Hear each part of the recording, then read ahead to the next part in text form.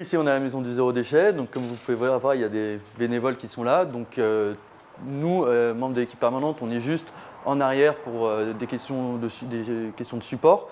Donc, mais c'est les bénévoles qui gèrent aussi bien l'aspect boutique que l'aspect atelier. Il y a des gens qui viennent avec, déjà avec l'idée de qu'est-ce qu'ils veulent acheter, des choses comme ça.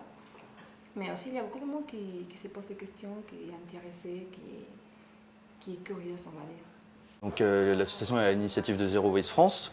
Donc même si on est deux associations totalement distinctes, totalement séparées, on a un très fort lien vu qu'ils sont dans nos bureaux et que des membres de l'équipe étaient chez Zero Waste France avant et sont maintenant à la maison du zéro déchet. C'était aussi le cas pour les bénévoles.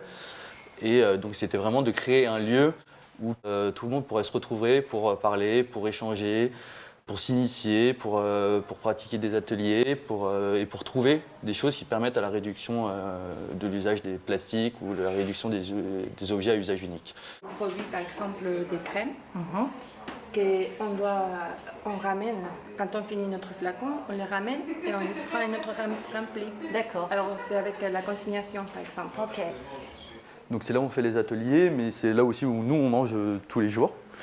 Et dans la salle du fond, où vous voyez toute l'équipe Zero Waste qui est en train de travailler, c'est là où nous faisons les conférences, où on accueille généralement une cinquantaine de personnes. Les grandes étapes à appliquer pour adopter efficacement une démarche zéro déchet dans l'ordre. Et c'est important tout à fait d'appliquer dans l'ordre. Donc la meilleure action à faire, c'est refuser le déchet. Éviter le déchet dont on n'a pas besoin. La clientèle est très variée, même si bon, on sait qu'on a une présence un peu plus féminine quand même. On a des gens de province qui sont venus à Paris et qui viennent dans le 18e spécialement pour voir la maison du zéro déchet. On a eu une visite par exemple d'une membre de Zero Waste Ukraine qui est venue à Paris et qui est venue spécialement à la maison du zéro déchet pour voir comment ça se passait ici et comment on faisait. Donc là-dessus aussi, c'est quelque chose qui nous donne la force de continuer, c'est qu'on a des publics divers et variés et qu'on a un public qui est de plus en plus présent et qu'on sent venir de plus en plus.